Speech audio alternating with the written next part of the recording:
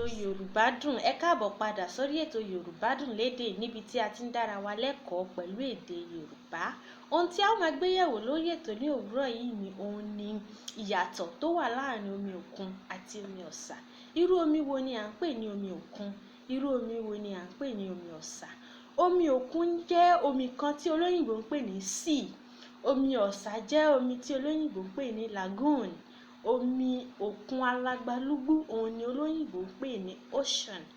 Omi òkun tí a mọ̀ sí sea ó jẹ́ díẹ̀ nínú omi òkun alágbálúgbú.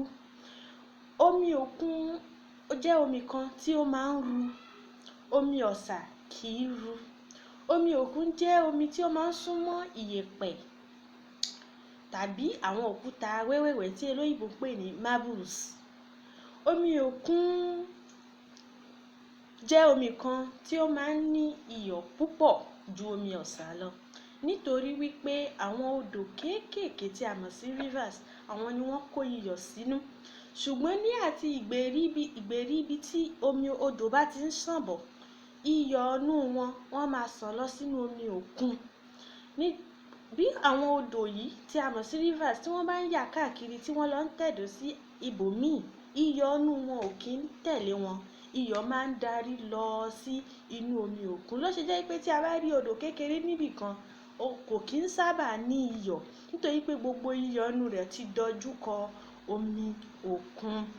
Omi ọ̀sà jẹ́ omi kan tí ó máa ń ní ìdènà láàárín tó olóyìnbó ń pè ní barrier. Ìdènà yìí ó lè jẹ́ àpáta, ó lè jẹ́ ilẹ̀.